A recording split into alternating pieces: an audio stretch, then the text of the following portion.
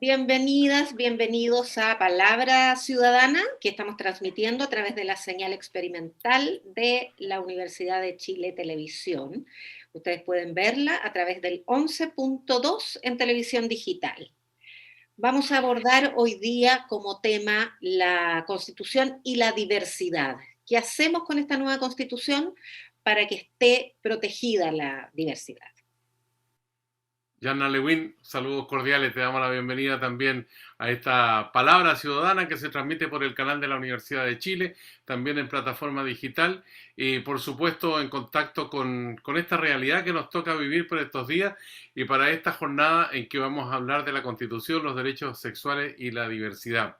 Actualmente los derechos sexuales y reproductivos de los ciudadanos y las ciudadanas del país no se encuentran explícitamente señalados en la Constitución política que nos rige. Nuestra Carta Fundamental cuenta con 3 artículos que se relacionan con esta materia. El 1, que indica que las personas nacen libres e iguales en dignidad y derecho. El 5 señala que el ejercicio de la soberanía tiene como límite los derechos esenciales que emanan de la naturaleza humana. Y el artículo 19 establece un listado de derechos fundamentales. Ese es más o menos el contexto para nuestros invitados que pasamos ya ahora a presentarlos aquí en este Palabra Ciudadana del canal de la Universidad de Chile. Sí, decir solamente antes que eso, que el constitucionalismo liberal, que es la tradición de nuestra democracia, en general toma estos temas como un asunto de autonomía individual, lo que es muy amplio, lo que queda corto para los problemas actuales. No aborda además la discriminación desde una perspectiva de derechos humanos, porque es una violación a los derechos humanos la discriminación, más allá de que la legislación chilena ha ido tomando algunos aspectos en leyes específicas.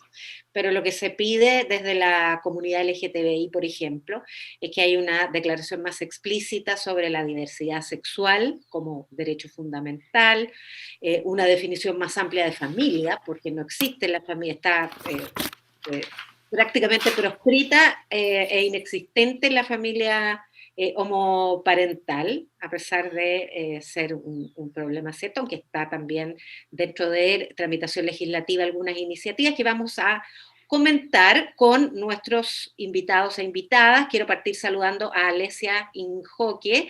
Ella es ingeniera civil industrial de la Universidad de Lima, es activista trans, fue la primera mujer en asumir la presidencia ejecutiva de Fundación Iguales y actualmente forma parte del directorio de esta institución. Bienvenida, Alesia. Gracias, Diana. Encantada de sumarme a esta importante conversación. Bueno, también la invitación en Palabra Ciudadana ha sido extendida a Jaime Parada, licenciado en Historia, escritor, activista de los derechos LGTB, es concejal de la Comuna de Providencia, ocupó esa responsabilidad tan importante en el sector oriente de Santiago, fue vocero del Móvil y ha publicado 2 libros, Salir del Closet y Yo Gay. Sin duda, Jaime, estamos muy contentos que nos acompañes también para esta conversación, este diálogo. Encantado de poder estar acá hablando de un tema que, como dice Alesia, es muy importante. Y contentos y contentas también de tener a nuestra tercera invitada, Catherine Galás. Ella es doctora en Ciencias de la Educación de la Universidad Autónoma de Barcelona y también es académica de la Facultad de Ciencias Sociales de nuestra Universidad de Chile. Bienvenida, Catherine. Gracias por la invitación. También concuerdo en que es un tema que tenemos que tratar de instalar en diferentes espacios y principalmente en la constitucional.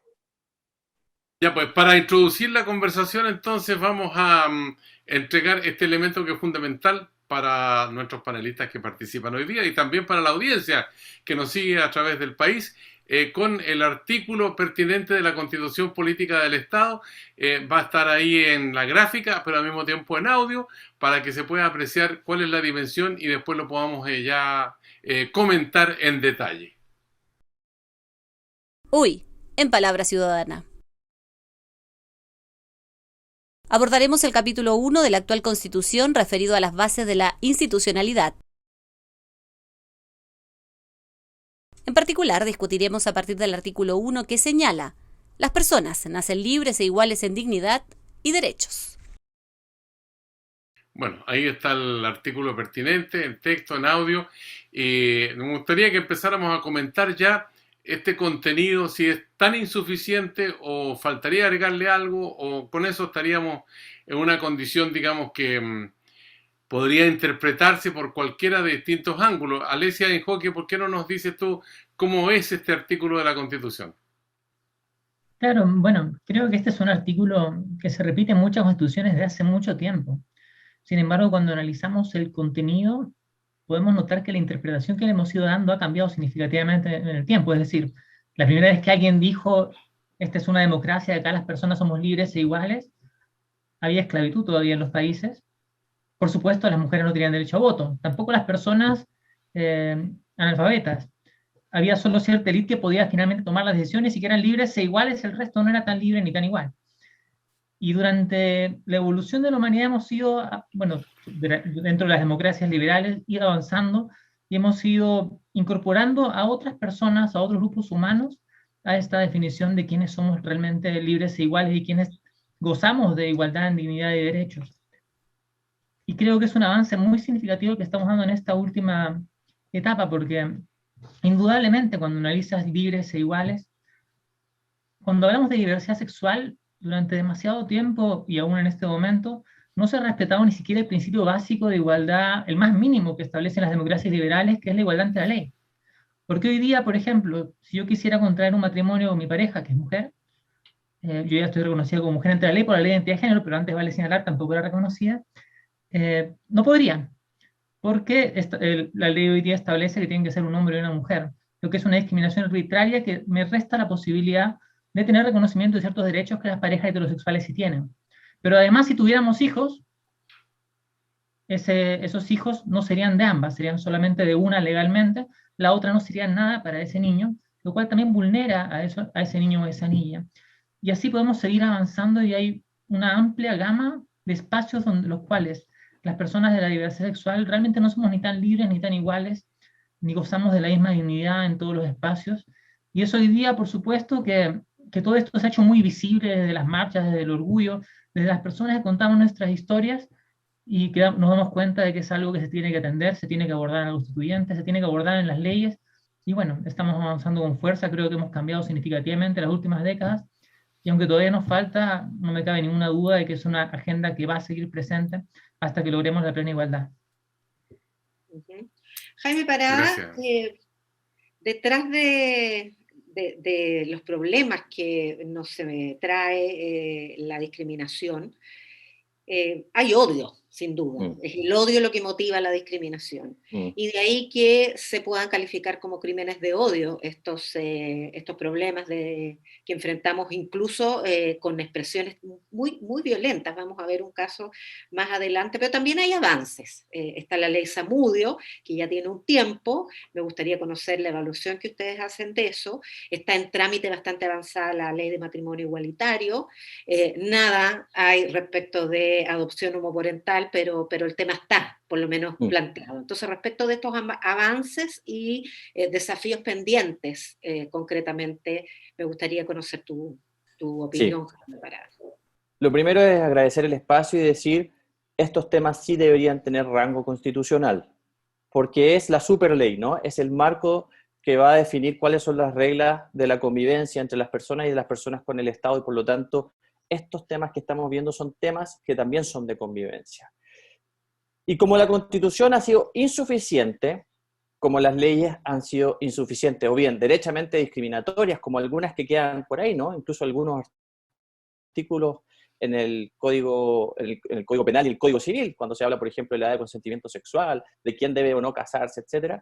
Como las leyes han sido insuficientes o derechamente discriminatorias, es que efectivamente se ha avanzado en cierta legislación. Pero sabemos que esa legislación es insuficiente. Y en primer lugar, creo que hay un consenso respecto de que la ley antidiscriminación no ha cumplido su función. No ha cumplido su función. Si uno se hace un catastro de la cantidad de casos que la justicia ha fallado en torno a esto, son muy pocos, porque es una ley muy engorrosa, pero sí tengo que reconocer que la ley antidiscriminación, más que un efecto jurídico, tuvo un efecto simbólico, que es instalar el vocablo discriminación en el registro de palabras de los chilenos y las chilenas. Antes, por ejemplo, las personas se sentían pasadas a llevar, pisoteadas, vulneradas. después de que se comenzó a instalar esto y ya con la consolidación de la ley y del término, nos damos cuenta que las personas empezaron a sentirse discriminadas. Y eso es un avance, no porque exista discriminación, por supuesto que eso nunca va a ser un avance, sino que la instalación de una cierta conciencia respecto de que lo que te pasa tiene un nombre, y eso se llama discriminación. La ley no ha sido capaz, porque no es además una ley proactiva, de remediar ciertas situaciones anteponiéndose a ellas, ¿no? Entre otras cosas, por ejemplo, en el inciso segundo del artículo primero, si no me equivoco, se dice que el Estado deberá tomar las acciones para, y sabemos que el Estado no toma acciones para nada, ¿no? No ha creado estructuras, por ejemplo, dentro de los ministerios, las subsecretarías, las direcciones, etcétera, que permitan anteponerse a ciertas cosas. Por otro lado, el tema de la legislación evidentemente es más amplio, ¿no? Logramos un acuerdo de unión civil, que paradójicamente lo han usado más heterosexuales que homosexuales. Hoy día, muchos dicen, bueno, estamos tramitando el matrimonio igualitario, pero si ustedes hacen un catastro simple, no digo una cosa compleja, respecto a las personas y parejas del mismo género, la ley de matrimonio civil igualitario ha pasado a estar en un segundo plano, porque nos hemos dado cuenta, por ejemplo, de que hay necesidades de primer orden que tienen que ver con la sobrevida de un grupo de personas, por ejemplo, de la población LGBTIQ, como por ejemplo las personas trans, ¿no? En Argentina hace 10 años midieron que una persona trans tenía una esperanza de vida de 35 años. Alesia lo podrá confirmar eso. Ha cambiado el mundo efectivamente, pero falta mucho. Y aquí, como para cerrar, quiero decir que el tema de la Constitución pasa a ser relevante. Y pasa a ser relevante porque nos falta una superestructura que soporte estos principios de derechos humanos, pero también que sea explícita. Y yo cuando fui candidato constituyente dije, hay que ser explícito. Y ser explícito, por ejemplo, se puede hacer como lo fue México, ¿no? México tiene, tanto en su constitución nacional como en la constitución del Estado propio de México, consagrado el principio de no discriminación dentro de sus primeros articulados, ¿no? Entonces, hay que ser explícito, no puede quedar al arbitrio de nadie, porque finalmente vamos a seguir viviendo lo que vivimos las personas LGBTIQ, que son discriminaciones de distinto orden, que se suman de manera interseccional a discriminaciones de si tú además eres homosexual y pobre, o eres trans e indígena, y otro tipo de cosas de esa naturaleza. Gracias, Jaime Parada. Bueno, Catherine Galás, como doctora en educación, además como profesora de la Facultad de Ciencias Sociales de la Universidad de Chile, los programas de estudio toman en consideración este fenómeno de la discriminación, como señalaba Jaime. ¿Hasta qué punto es insuficiente lo que tenemos hoy día? ¿Y cómo tendría que proyectarse eso en la Constitución para que al mismo tiempo, desde la Carta Fundamental, eso operara sobre las leyes que tienen que ver precisamente con la construcción de la parte formativa, de los aprendizajes de los niños, de las niñas, de los estudiantes en general? Gracias. Y bueno, yo solo decir que estoy de acuerdo con las compañeras que hablaron antes y plantear un punto importante, que en el fondo antes sobre lo anterior, ¿no? Cuando se habla de una generalidad, ¿no? Todas las personas nacen libres. El problema que hay ahí es que se invisibilizan las desigualdades particulares que algunas personas viven, ¿no? Por ejemplo, cuando hubo esta campaña, ¿no? Todas las vidas negras importan en Estados Unidos, y luego salió una contracampaña que era todas las vidas importan, como si importara todas las vidas, pero en esa generalidad lo que se hace es invisibilizar la particularidad de las violencias que viven las personas negras. En este caso, por ejemplo, pasa lo mismo. Cuando se plantean temas tan en general, finalmente no bajan eso a la cotidianidad y a las desigualdades que viven ciertos colectivos como las personas LGTBI+. Por eso también estoy de acuerdo que es súper importante explicitarlo, el principio de no discriminación, y que toda persona pueda vivir libre de violencia, ¿no? Pero además asegurar que las personas de las disidencias sexuales, el Estado pueda garantizarles, ¿no? La existencia, ¿no? Y un camino hacia una igualdad real, ¿ya? Eso por un lado. Y respecto a lo que me pregunta, nosotros estábamos acabando un estudio sobre evaluativo de cómo ha sido la aplicación de la ley de identidad de género y la circular de escuelas, ¿no? Que en el fondo posibilitaba, digamos, la integración de niñez trans en las escuelas en la región metropolitana, y los resultados son, por un lado, muy tristes, ¿no? Porque en verdad no existe más que una En algunas escuelas, porque primero no es obligatoria la inclusión, o sea, es una recomendación, por ejemplo, el tema de la circular, y por lo tanto algunas escuelas lo asumen, pero la mayoría no lo asume. Y solo se asume reactivamente, cuando existe una persona trans que plantea el tema en una escuela, ahí se abre, digamos, a veces un dispositivo y a veces no, ¿no? Entonces creo que en ese sentido falta una política pública más integral, falta el derecho a la educación sexual integral, eso debería estar reconocido dentro de la nueva Constitución, o sea, para todas las edades, que no sea sexista, que, como decía, libre de toda discriminación, ¿no? Pero esto se rechazó en el Congreso, el año pasado, creo, ¿no? El 2020. ¿Por qué? Porque hubo muchas presiones de sectores ultraconservadores, cuando aún la educación sexual integral fue declarada como derecho humano por las Naciones Unidas, ¿no?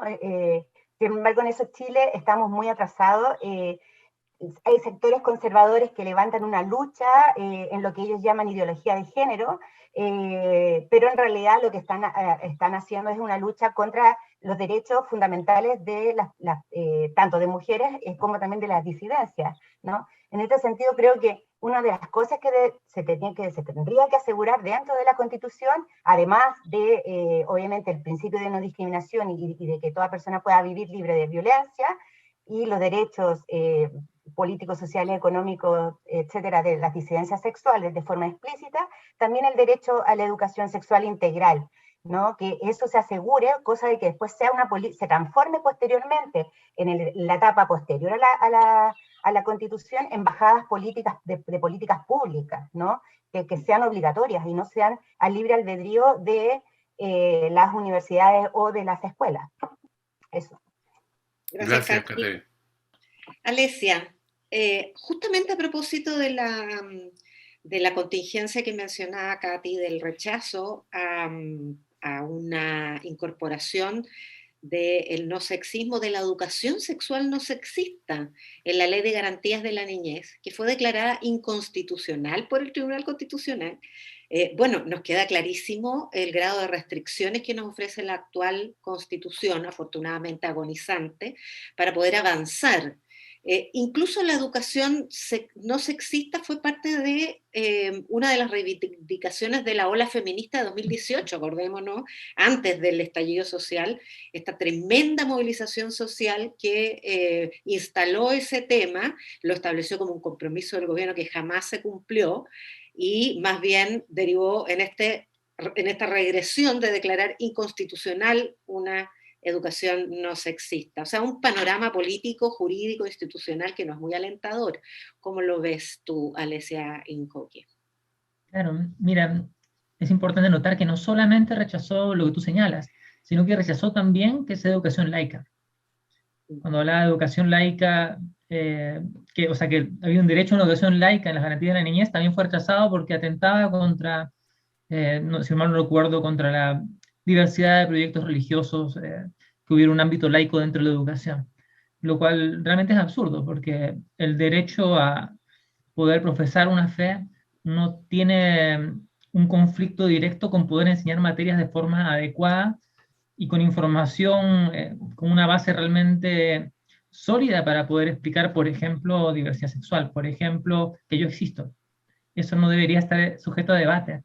Pero hoy día tenemos todavía grupos muy conservadores que desde el miedo y desde la desinformación, desde muchas cosas que asustan a los padres que están generalmente saturados con información de diferentes tipos y que por supuesto no crecieron en una época donde personas trans como yo fuéramos visibles y no saben, no entienden las cosas y se confunden y aprovechan esa confusión para decirles, por ejemplo, que queremos fomentar la pedofilia. Lo que es completamente falso, es una caricatura horrible que se sigue repitiendo y se sigue repitiendo cosas como que queremos enseñarles precozmente sexualidad a los niños porque el nombre es educación sexual integral. Sin embargo, el texto dice que la educación sexual integral considera hasta cierta etapa solamente educación afectiva para poder entender cómo son las familias y prevención del abuso, que es algo muy importante porque sabemos que el abuso a etapas tempranas a niños todavía existe. Y si no están realmente educados para denunciarlo, muchas veces el abuso se perpetúa. Pero bueno, yo creo que eso siempre redunda en que la Constitución tiene que cambiar. Tiene que cambiar porque esta Constitución ha mostrado ser insuficiente para proteger a las personas vulnerables, y sin embargo se ha mostrado muy robusta para evitar que las cosas cambien. Y yo creo hoy día que la ciudadanía está pidiendo lo completamente opuesto. Está pidiendo una constitución que sea flexible para poder cambiar en el tiempo y recoger las demandas ciudadanas y que proteja a las personas más vulnerables del abuso de quienes tienen más fuerza. Y cuando hablamos de discriminación, por ejemplo, siempre es el abuso de alguien que tiene fuerza para excluir a un grupo vulnerable o a una persona vulnerable. Y a la ciudadanía hoy día eso no lo acepta. Y es así que, bueno, dentro de la constituyente, pues, sin duda se han discutido muchos temas, pero, por ejemplo, una premisa debería ser incluir el libre desarrollo de la personalidad.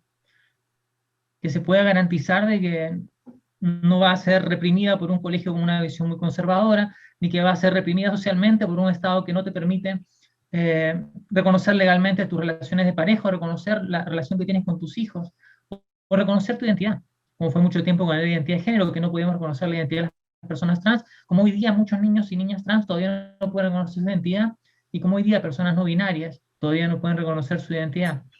Y es así que, bueno, hay muchos ámbitos en los cuales tenemos que avanzar, pero no me cabe duda que van a estar presentes en los estudiantes, y confío en que van a estar los quórums para poder consolidarlas en el cambio que Chile necesita. Gracias, Alicia. Bueno, Jaime, tenemos un panorama positivo en el sentido que se está construyendo una nueva constitución. De aquí a 2 años más vamos a tener una carta fundamental con más o menos meses, digamos, que se ponga en vigencia, pero esto podría tener efecto en 4, 5, 6 años por lo menos para poder aterrizarlo con otras leyes que permitan hacer viable, digamos, una nueva concepción en la sociedad. Pero ¿cómo se hace, por ejemplo, con el caso de la educación? Tenemos colegios particulares subvencionados, colegios públicos, eso por mencionar algunos, colegios de órdenes religiosas. Entonces, tú dices, ¿cómo puedes llegar a establecer, digamos, un parámetro que le dé un sentido, digamos, unitario a la sociedad en cuanto a los comportamientos, a la tolerancia, a la revisión de toda esta situación de discriminación que se menciona como un pilar nefasto que está latente todavía en la sociedad chilena?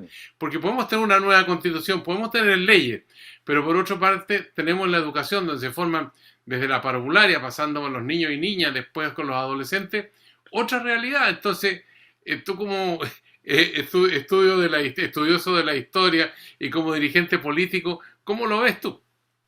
Mira, lo veo también como formador. Me ha tocado formar profesores y profesoras. Y te quiero dar un caso. Hace unos meses me tocó capacitar a 200 profesores en una ciudad del sur de Chile y me contaron lo siguiente. Llegó a matricularse la primera niñita trans al colegio. ¿Sabes cómo reaccionó el colegio público, un colegio municipal? Hizo un claustro de profesores para decidir si la llamaban por su nombre social o por su nombre asignado al nacer. ¿Y sabes lo que definieron? Que no, que la iban a llamar por su nombre asignado al nacer, que era un nombre masculino. O sea, si existe ese nivel de discrecionalidad en un colegio o en una institución pública, un establecimiento público, imagínate el nivel de discrecionalidad que puede haber en un establecimiento privado. Sobre todo con esta cosa que la Constitución se ha asegurado tanto, ¿no? De asegurar que es la libertad en los proyectos educativos. De hecho, la propia ley antidiscriminación tiene una excepción en el ámbito de la educación, donde no corre el ámbito de la discriminación casi para el mundo de la educación, con mira a esto que es la libertad en los proyectos educativos. Y yo creo que por lo menos en la educación pública tendría que haber un estándar. Que no basta particularmente con la circular que da cierto tipo de orientaciones respecto de cómo enfrentarse a, por ejemplo, las infancias o las adolescencias trans, ¿no? Sino que tiene que ver con criterios mayores, sociales, que los voy a decir así, que tienen que ser nuevos pactos públicos, expresados en las leyes, en la Constitución, en las circulares, en los manuales, ¿no? Pero para eso, y como en todo, tiene que haber voluntad política, porque en el fondo no estamos hablando de abstractos, estamos hablando de legisladores, estamos hablando de autoridades políticas electas que tienen que manifestar y expresar esa voluntad. Y los países que han avanzado más en esto es precisamente porque sus autoridades han creído en esto y lo han traspasado al ámbito institucional, por ejemplo, a través de leyes, reformas constitucionales, documentación, instructivos, circulares. Y yo lo que no veo, Sergio, Yasna, Alesia, Catherine, es voluntad política para avanzar hacia esto, ¿no? Y creo que el fantasma del neoliberalismo todavía ha permeado, sigue permeando mucho todos los ámbitos de la vida social, cultural y política del país, incluido el ámbito de la educación, ¿no? Disculpa, Jaime, solo para pedirte completar esa idea. La menor incidencia de un llamado poder fáctico como la Iglesia Católica, producto del desplome reputacional, ¿no crees tú que ha repercutido en liberarse de esa barrera? Es que yo creo que la Iglesia como agencia de intervención efectivamente ha disminuido su poder como lobista en sí. Pero, voy a llamarlo así, su sistema de valores pervive. Y ese es el problema. El problema es que existe una pervivencia, digamos, un decaimiento en la presencia de incidencia de la vida política de la Iglesia, pero el sistema de valores, ese sistema de valores pervive y está instalado en todos los ámbitos de la vida social, cultural y política del país. Por eso lo que decía la Alesia es tan importante. Esto de laicizar el Estado de verdad. Nosotros, por ejemplo, hoy día tenemos todavía vigente un decreto de la dictadura que obliga a tener clases de religión a las escuelas y colegios públicos, ¿no?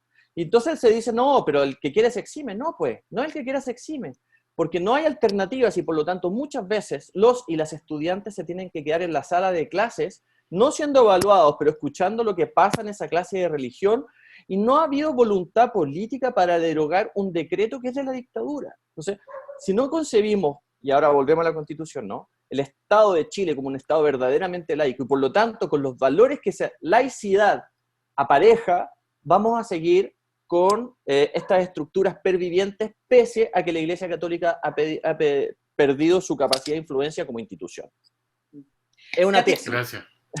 Gracias, Jaime. Catherine, retomando el tema educacional, que es fundamental para generar una cultura no discriminatoria, esta obsesión, que además la hemos visto en la Convención Constituyente a nivel de reglamento, o sea, ya un fetiche como extremo del derecho preferente de los padres a educar a sus hijos. ¿Qué implicancias tiene eso en una restricción de la educación no sexista? Bueno, muchas. Yo, mira, quiero comentar un poquito lo que señalaba el compañero. Nosotros hicimos unos talleres de educación no sexista y educación sexual e integral en Huechuraba, Recoleta y en Quilicura, en la mayoría de las escuelas municipales. Quiero señalar que muchas de las renuencias no venían tanto de la escuela, porque estaban de acuerdo en hacer estos talleres, que un poco jocas, las antiguas jocas, eran talleres bien prácticos, como de dudas de estudiantes, etcétera, sobre temas de sexualidad, derecho reproductivo, etcétera, y también de diversidad sexual.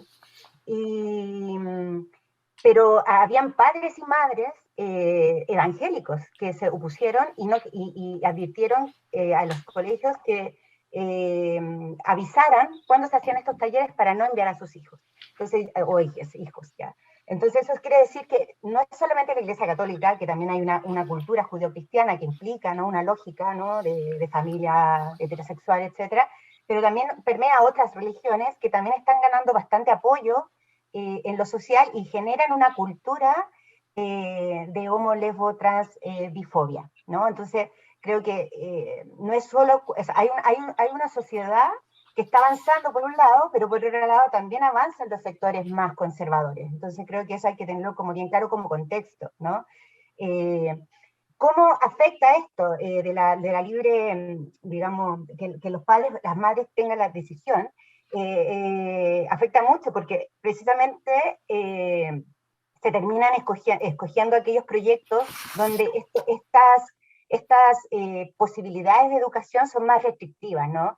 Por ejemplo, por eso yo apelo a que el derecho a la educación sexual integral esté en la Constitución, porque de esa manera obliga a que transversalmente, así como hay ciencias naturales o lenguaje en todos los niveles y en todos los tipos de educación, sean privadas o públicas, exista una educación sexual integral y que luego, claro, las bajadas sean de acuerdo a los proyectos, pero que al menos exista, ¿no? Hay lugares donde ni siquiera existe ese derecho, ¿no? O sea, no se desarrolla. Catherine, es que para profundizar en el concepto de derecho preferente de los padres, que está tan instalado, significa entonces, de acuerdo a la experiencia que nos cuentas, que los padres tienen derecho a sustraer a sus hijos de una formación en las escuelas del Estado, digamos, la educación pública, que vaya en esta dirección? O sea, lo que nos pasó en la práctica a nosotros es que nos mandaban a los niños, a las niñas, en los días que nosotros íbamos a hacer los talleres, por ejemplo, ¿no? O sea, tienen esa capacidad. Pero también depende de los proyectos, porque hay proyectos municipales, hay otros proyectos que son directamente del ministerio, entonces hay una serie de formatos de educación. Ahora lo que prima es precisamente lo que se entendía por este concepto que tú estás señalando, es que las personas podían elegir el proyecto, o sea, pedir un colegio cristiano, por lo tanto eligen un tipo de educación sexual que ese proyecto señala, o bien un colegio público. El problema es que muchas de las personas en los colegios públicos no tienen mucha capacidad de elección, ¿no? Es el colegio que les toca, ¿no? Entre comillas. Y ahí es donde está como... El colegio los elige a ellos más que al revés. Claro, ¿no?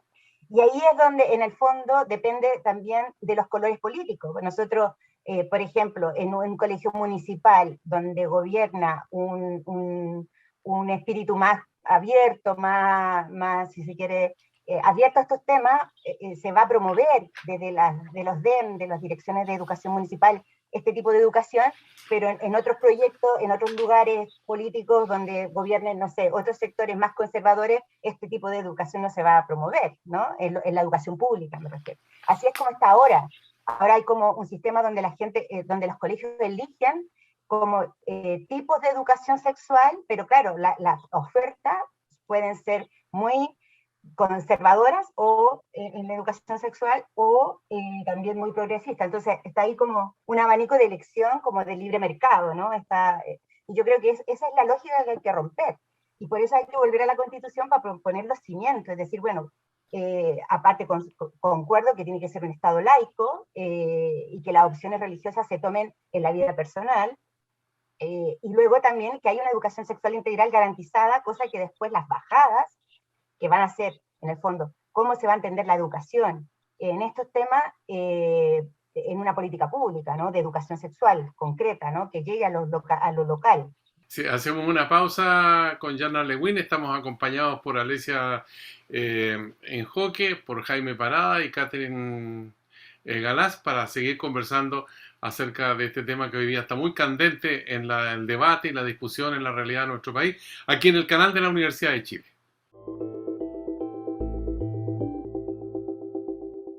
Bueno, estamos de vuelta aquí en el canal de la Universidad de Chile, en Palabra Ciudadana, para seguir conversando acerca de esta temática que tiene que ver con los cambios en la Constitución, sobre la Constitución actual y la proyección que pueden tener el tema que estamos debatiendo en esta jornada. Y para eso queremos invitarlos a conocer un testimonio. Es un testimonio de Silvana del Valle, integrante de la Coordinadora Nacional de la Red Chilena contra la Violencia hacia las Mujeres y abogada de la familia de Nicole Saavedra, un caso que ha generado conmoción pública desde el año 2016 en nuestro país. Hace algunos días y 5 años después del crimen de la joven de 23 años, el Tribunal Oral, en lo penal de Quillota, dio a conocer el veredicto del caso que consideró a Víctor Pulgar Vidal culpable de los delitos de secuestro, violación y homicidio cometidos contra la joven. Sin embargo, rechazó la agravante de odio y discriminación de la ley Zamudio. Escuchemos a la abogada. El Tribunal Oral en lo Penal de Quillota dictó veredicto en contra de Víctor Pulgar Vidal, lego femicida de Nicole Saavedra Bahamondes. El tribunal decidió no acoger la teoría de la Fiscalía y de esta parte querellante de que estos delitos se trataron de un hurto, un secuestro y una violación con homicidio, y decidió agrupar todas las acciones cometidas en contra de Nicole Saavedra en un solo delito, el secuestro con violación y homicidio. Debemos destacar que el tribunal considera que este delito es el delito más grave dentro de las figuras del secuestro, en primer lugar, enseguida de que reconoce la condición lésbica de Nicole Saavedra y que acoge la agravante de alevosía y no establece ninguna atenuante. Asimismo, si bien se rechaza la petición de esta parte de acoger la agravante conocida como agravante Zamudio, creemos que y esperamos que el tribunal pueda condenar a este individuo, que pueda ser condenado al presidio perpetuo calificado. Tanto la Fiscalía como esta parte, en audiencia de fijación de pena, ha solicitado esta medida, que la condena finalmente del condenado hoy sea la de presidio perpetuo calificado en atención a la extensión del mal causado, el que abarca no solamente el sufrimiento extremo que vivió Nicole Saavedra durante los días del secuestro por el cual fue condenado Pulgar, sino que también abarca el sufrimiento que tanto su familia como comunidades identitarias a las que ésta pertenecía vivieron. Asimismo, es importante, y fue importante durante esta audiencia, destacar que el temor de desarrollarse autónomamente por parte de mujeres, niñas y lesbianas, circular libremente por las calles y expresar nuestra identidad de manera libre, es algo que el tribunal debe considerar como parte de la extensión del mal causado, y asimismo debe también considerar la importancia de sacar de la vida en sociedad a un sujeto como este, que es un agresor sexual, un depredador sexual, que ya ha cometido otros delitos de la misma índole, y que además por su edad también es necesario que definitivamente sea condenado a una pena que permita tener la tranquilidad de que al menos él no volverá a cometer esta clase de crímenes.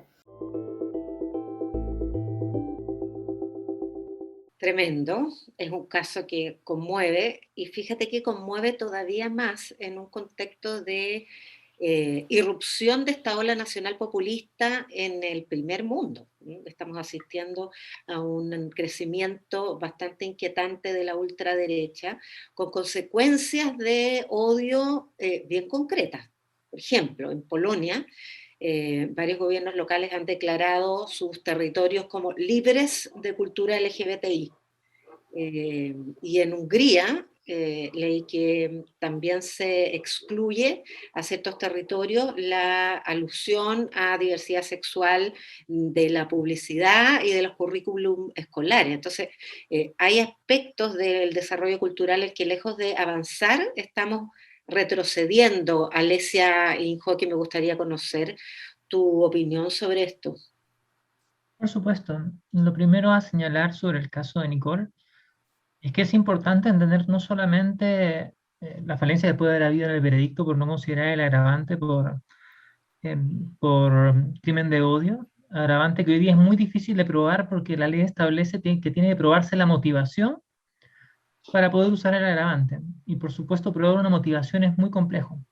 Por eso se está pidiendo en la reforma de la ley antidiscriminación que además de una motivación, si es que pudiera probarse, se puede usar también como prueba si el acto fue en exceso violento, con violencia desmedida, con insultos durante el acto, o alguna otra consideración que pudiera indicar que hubo un ensañamiento especial contra esta persona relacionada a su orientación sexual. Pero además de lo relacionado al agravante, es muy importante mencionar que un reclamo constante de la familia fue que la Fiscalía no estaba tomando el caso. Que como esta mujer lesbiana que murió, Nicole Saavedra, murió en una zona humilde y era perteneciente a un grupo olvidado del que realmente en muchos sectores de la sociedad lo que nos ocurra no les importa, la Fiscalía no le prestaba atención, no tomó el caso y tomaron la Fiscalía incluso en algún momento en protesta por la poca atención que le habían dado al caso. Un poco de tiempo después encontraron a Víctor Pulgar a través del celular de Nicole. Él había tenido el celular todo el tiempo. Lo que habla, creo yo, de que realmente no se le dio la prioridad a un caso con un asesinato tan grave de una mujer que fue asesinada y torturada y violada durante ese proceso. Disculpa, tú dices, Alesia, entonces que esto, además de la discriminación de diversidad, hay también una discriminación por pobreza, o sea, la interseccionalidad de la que nos hablaba Jaime. Por supuesto, o sea, realmente es difícil establecer cuáles fueron los criterios por los cuales la Fiscalía no le dio la importancia a este caso tan grave, un asesinato con tortura y violación. Pero lo cierto es que se postergó y nunca le prestaron atención al caso hasta que la familia, junto a activistas, se tomaron la fiscalía. Y a partir de eso y de mucha presión que hubo en medios y en otros espacios que empezaron a darle cobertura a este caso, es que se reactiva, toma fuerza la investigación y encuentran que él tenía el celular de Nicole todo este tiempo, lo cual ciertamente pudo haberse encontrado antes. Honestamente no sé el detalle de cómo funcionan internamente todas estas pericias, pero para hacer una evidencia tan evidente, parece que los 3 años que se demoraron en encontrarlo fue demasiado. Y todo esto ligado a muchas protestas, ¿no? Ahora, cuando hablamos de odio y los grupos de ultraderecha, yo creo que hay 2 cosas importantes a tomar en cuenta. Una es que no vamos a regresar al closet. O sea, personas como yo, como Jaime, como muchas otras personas que durante ese tiempo ya nos hemos atrevido a contar sobre quiénes somos y hemos disfrutado el gusto que da poder vivir vidas auténticas, no vamos a regresar al closet. Y eso marca una barrera, un punto desde donde ya es más difícil que la sociedad retroceda. Sin embargo, no debemos dejar de tener presente que hay casos de retroceso, que la sociedad efectivamente puede involucionar y en diferentes momentos de la historia se ha dado pasos hacia atrás. Casos hay, como los mencionabas, en Polonia, en Hungría, y hay muchos otros en la historia donde aparentes momentos de avance se encuentran con una reacción muy fuerte en contra. Y parte del trabajo que tenemos que tener durante esta constituyente, durante el próximo gobierno, va a ser cuidar el camino que estamos recorriendo, cuidarnos en cada paso, porque vamos a tener una ultraderecha lista para mentir, para difamar, o para atacarnos de cualquier error que cometamos de una forma completamente sin piedad. Y tenemos que ser capaces de manejar durante todo ese periodo la enorme presión que va a haber para poder llevar esto adelante. Es una tarea titánica, pero que creo que la mayoría que estamos de este lado estamos completamente de acuerdo en que es necesario llevarla adelante y que vale la pena poner el corazón y el empeño, porque son anhelos que llevamos de toda una vida, quienes hemos vivido durante muchos años en el closet o batallando en diferentes entornos en los cuales el trato es muy despectivo. Hoy día, por ejemplo, desde el resurgimiento de Kast, han vuelto a aparecer todos los mensajes de odio en redes sociales.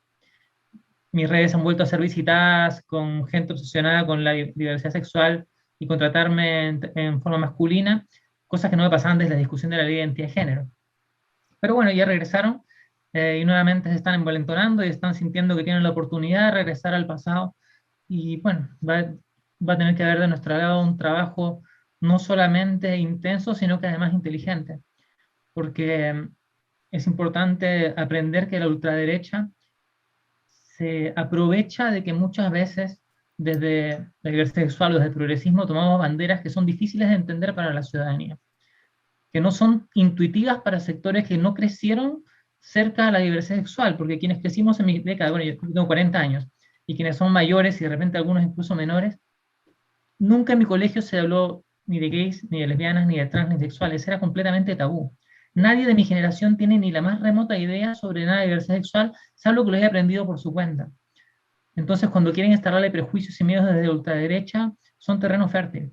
Y hay un trabajo que hacer y mantener constante, en el cual no me queda duda de Jaime y yo vamos a seguir adelante en esto, y va a haber muchas otras personas, pero que no podemos dormirnos en los laureles, y sobre lo cual tenemos que tener cuidado.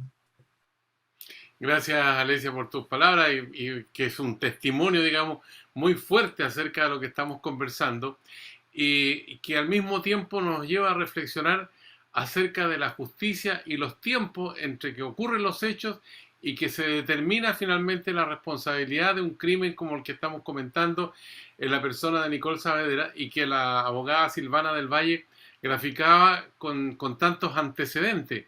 O sea, aquí hay algo que no está operando, Jaime Parada. Realmente la evidencia está en los 5 años que ha demorado toda esta situación, que al final queda una sensación de dolor, más allá, digamos, de la víctima, que ya la víctima no está, pero un dolor que se instala en la familia de la víctima, en los que circundan a la persona, en este caso asesinada por este criminal, en un hecho que uno lo ve repetirse también en otros casos, donde ha habido una tardanza enorme. En este caso son 5 años de sufrimiento y también de indignación, por otra parte, de quienes forman parte del entorno de la persona que ha sido víctima de una situación de esta naturaleza. ¿Cómo lo ves tú desde la perspectiva, digamos, jurídica? ¿Cómo está funcionando esto? Mira, no soy abogado, pero te lo voy a decir más desde una perspectiva social con brotes de algo jurídico, ¿no? En primer lugar, esto es un dolor que efectivamente se instala en las familias de las víctimas, pero quiero decirte también que se instala en la comunidad en general, Sergio. Yo vi, por ejemplo, a propósito del caso Zamudio, hombres homosexuales que me decían, tengo miedo de salir a la calle. Y probablemente mujeres lesbianas, a partir de lo que le pasa o le pasó a Nicole, ese asesinato brutal, te pueden decir, hoy tengo miedo de salir a la calle. Entonces, esto es algo que tiene un impacto no solamente en su familia, sino que tiene un impacto comunitario en personas que sentimos que somos potenciales víctimas. Eso es lo primero. Segundo lugar, no es nada nuevo lo que voy a decir, pero evidentemente esta es una justicia homofóbica. Sabemos lo que pasó con el caso de Karen Atala, ¿no es cierto? Donde La jueza. donde tuvieron que haber ciertas, entre comillas, desagravios, pero sabemos que la justicia no ha cambiado ni en el ámbito de la diversidad sexual, por lo tanto, hay muy pocos jueces y juezas que uno podría decir ese fallo fue realmente ajustado a lo que el Estado de la cultura exigió un juez, pero en segundo lugar, también una justicia que es clasista, ¿no? Y entonces son elementos que se van mezclando. Y en tercer lugar, hay elementos legislativos. Por ejemplo, ya que Alesia habla de los crímenes de odio, nosotros sabemos que los discursos de odio, y así se ha teorizado, son movilizadores de la violencia. Entonces hay una concatenación entre lo que hace un discurso y probablemente un acto que consecuentemente es movilizado por ese discurso y termina siendo un acto de odio. Y cada vez que se ha tratado de hablar de los crímenes de odio en Chile, Sergio, Yasna, Catherine, Alesia, siempre está el mundo conservador diciendo que esto es censura, ¿cierto? Por un lado, ese es el mundo conservador. Y después el mundo progresista haciendo una imbricación un poco rara con la reivindicación de la dictadura, entonces confundiendo el discurso de odio con la apología a la dictadura. Y entonces, si ustedes revisan los proyectos de ley, nos damos cuenta de que hay una incomprensión por lado y lado respecto a lo que significa un discurso de odio y por lo tanto un crimen de odio. Y efectivamente puede haber un cierto parentesco entre discursos de odio y reivindicación o apología a la dictadura, pero se manejan también en registros distintos, ¿no? Y aquí uno esperaría un poquito más de fineza en legisladores y legisladores para entender cuál es el tipo de movilización que produce un discurso y cómo eso se puede convertir en un acto violento que afecte físicamente a alguien. Y entonces uno ve, yo tengo ahí un listado de los proyectos de ley presentados al respecto, hay confusiones, hay indefiniciones y sobre todo hay poca voluntad para que eso se transforme en ley. Y eso es súper grave porque, como dijimos, las leyes no solamente tienen efectos jurídicos, sino que también tienen efectos simbólicos, ¿no? Y así como se instaló el concepto discriminación en el vocablo de chilenas y chilenos, también esperamos que el vocablo odio sea internalizado para que una persona, cuando sea objeto de un discurso de esa naturaleza, sepa que efectivamente es eso, ¿no? Un discurso de odio destinado a lo mejor a movilizar la violencia hacia esa persona y su comunidad. Me precipité un poco con la pregunta sobre la ola nacional populista porque estábamos comentando el caso específico, ¿no? Pero sí, se puede relacionar sin duda porque hay regresión, o sea, y en Chile tenemos un candidato presidencial que emerge.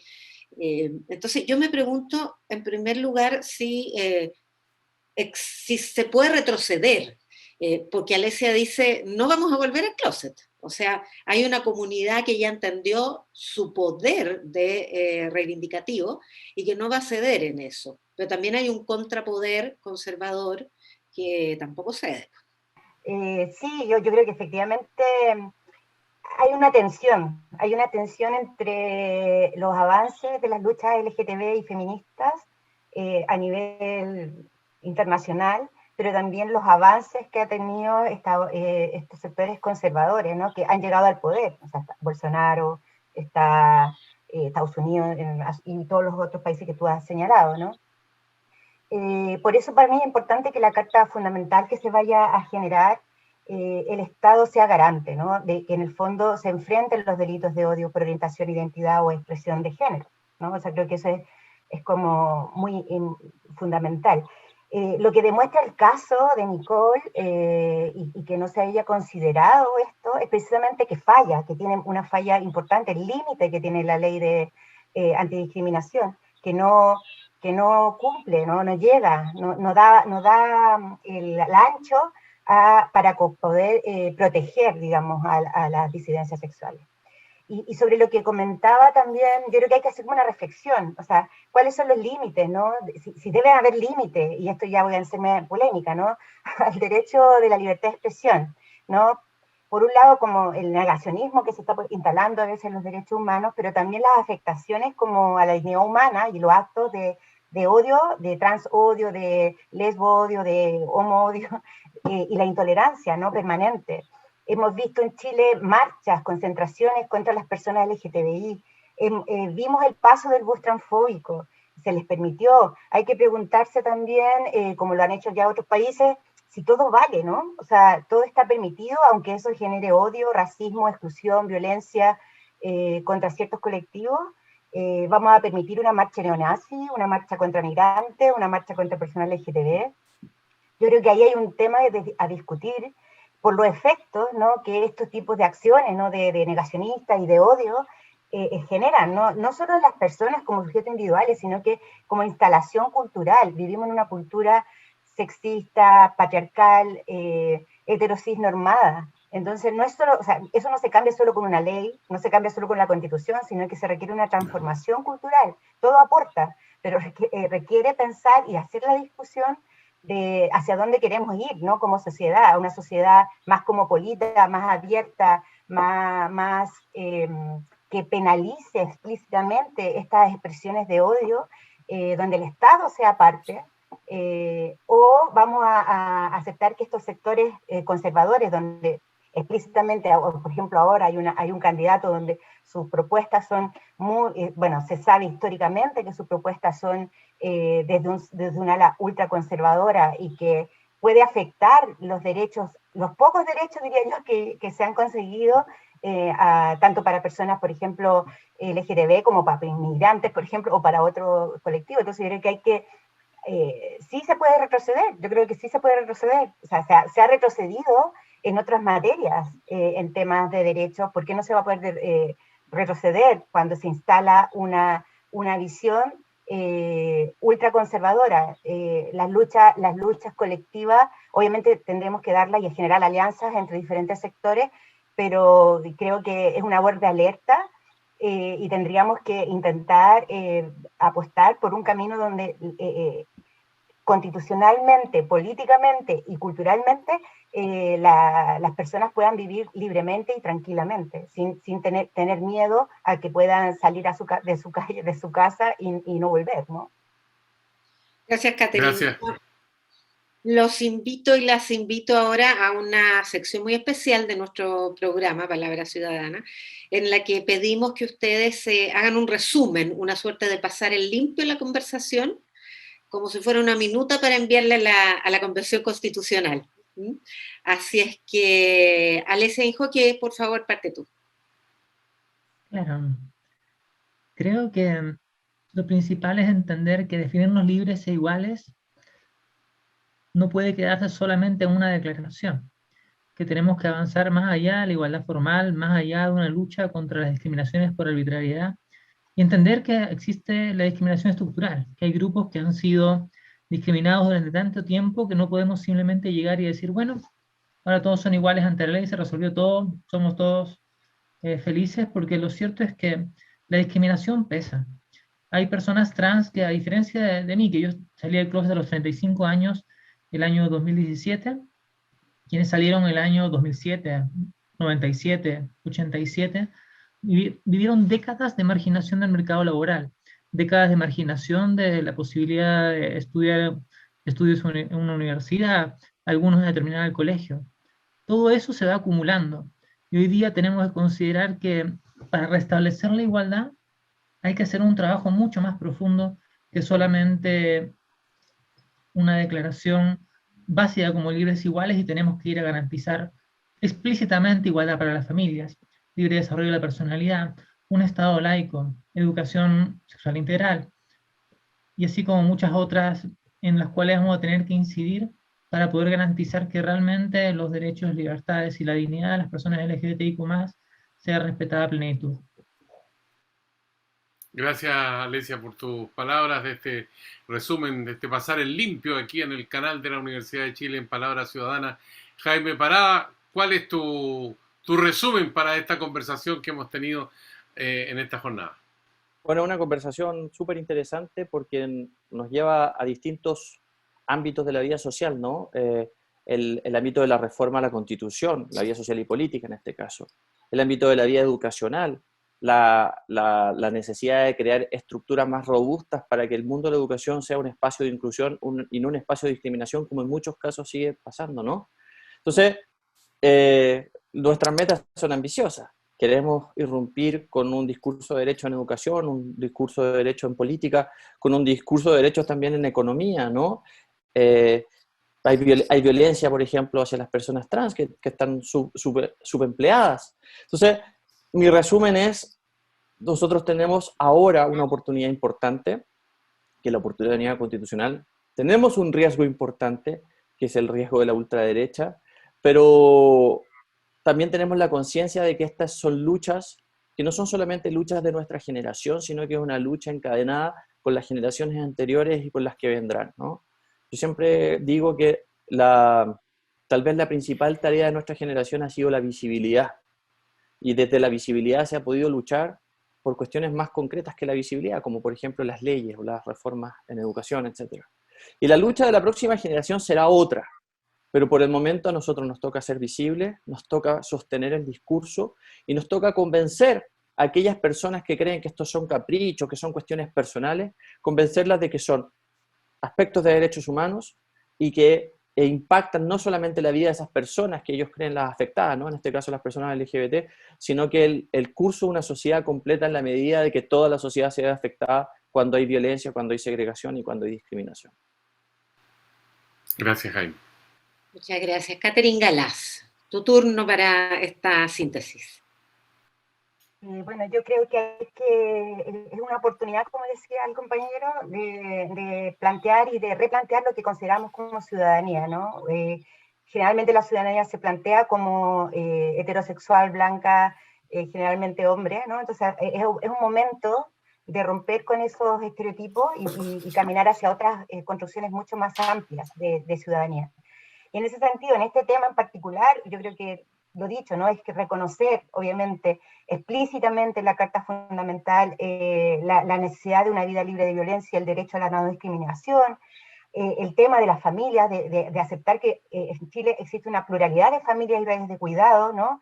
El derecho a la identidad, ¿no? Y también, obviamente, el derecho a, porque es un derecho que internacionalmente se ha impuesto, es el derecho a tener una educación sexual integral, ¿no? En todas las edades, obviamente progresivamente. Creo que esos son como los eslabones que se tienen que discutir también de qué manera se protege explícitamente, el Estado se hace parte de los delitos de odio que están sucediendo en diferentes campos, no solo con la población LGTB, sino que, por ejemplo, con la población migrante, ¿no? Entonces creo que una discusión interesante, que si bien hay riesgos ante este crecimiento de la ultraderecha, también yo quiero pensar en positivo que la discusión constitucional puede abrir un camino más progresista, más amplio, donde precisamente se puedan considerar participativamente una nueva forma de entender el Estado y una nueva forma de entender también la ciudadanía. Y nos toca ahora a nosotros este trabajo de sintetizar la conversación tan enriquecedora que hemos tenido con la ayuda de nuestro equipo editorial. Vamos resumiendo. Primero decir que llevamos décadas de discriminación, la comunidad LGTBIQ la ha sufrido y para establecer una verdadera igualdad hay que garantizar explícitamente esta equidad de minorías, tanto de familias, garantizar también un Estado realmente laico y entender la importancia de la dignidad en todas las expresiones y comunidades y personas. Claro que sí, es una oportunidad muy, muy importante y es necesario empujar entonces esta lucha por la visibilidad de esta comunidad y convencer a la ciudadanía de que este es un tema que está en juego también en nuestra sociedad y tiene que ver con un concepto mucho más amplio, que es aquel que dice relación con los derechos humanos. Así es. Y cerramos diciendo que es necesario garantizar una vida que esté libre de violencia, una sociedad libre de violencia, que practique activamente la no discriminación, que entienda el derecho a la identidad y además el derecho a tener una educación sexual integral. También es importante discutir cómo el Estado se va a hacer cargo y se va a hacer parte de este combate a los crímenes de odio, a la discriminación y a la segregación. Bueno, estamos concluyendo, el tema no está ni agotado, con mucho, digamos, queda mucho debate, mucha discusión. Hemos visto también que en ciertos medios de comunicación, incluso hoy día se hace apología del nazismo, una cuestión que nos deja a todos con los pelos de punta, escalofriante, y así ocurre también con las temáticas que hemos discutido en esta jornada. Así que queremos agradecerle la participación. Partamos por Alesia Enjoque, ingeniera civil industrial de la Universidad de Lima, activista trans, fue la primera mujer en asumir la presidencia ejecutiva de la Fundación Iguale, actualmente forma parte del directorio de esta institución. Así que, Alesia, ha sido un agrado tenerte conversando también con tan distinguidos invitados en esta ocasión en el canal de la Universidad de Chile. Ha sido un gran gusto, espero que se repita la oportunidad y qué bueno que se den espacios como este para conversaciones tan importantes. Y lo mismo, 1.000.000 de gracias a Jaime Parada, licenciado en Historia, escritor, activista LGBT y ex concejal de Providencia, vocero del Móvil también, que has publicado varios libros con mucho aporte para esta discusión. Muchas gracias, Jaime. Muchas gracias, Yanna, y a todo el panel. Gratitud también para la doctora en Ciencias de la Educación de la Universidad Autónoma de Barcelona. En esta oportunidad, Catherine Galás también ha hecho su aporte, académica de la Facultad de Ciencias Sociales de nuestra Universidad de Chile. Así que, profesora, muchas gracias también. Gracias por la invitación. Bueno, así estamos concluyendo con este resumen también para este programa de Palabra Ciudadana, queriendo también recordarles que en la web Universidad de Chile, www.uchile.cl, pueden encontrar este programa, pueden reproducirlo, pueden compartirlo. Estamos en Twitter también, en Instagram de nuestro canal @uchiletv. También nos pueden ubicar en nuestro correo que es canaluchiletv@uchile.cl. Ahí nos pueden escribir y plantear sus observaciones, sus inquietudes, sus preguntas para buscar respuestas a través de estos programas que transmite el canal de la Universidad de Chile. En el canal YouTube también estamos presentes, así que ya saben, en Palabra Ciudadana encuentran respuesta a muchas de las inquietudes de la sociedad que estamos viviendo ahora con bastante agitación, pero se supone que de todas las crisis tiene que haber una salida que permita a los ciudadanos de este país, los que habitamos esta tierra, tener condiciones de calidad de vida mucho mejores. Así que gracias a usted por la sintonía y será hasta la vista.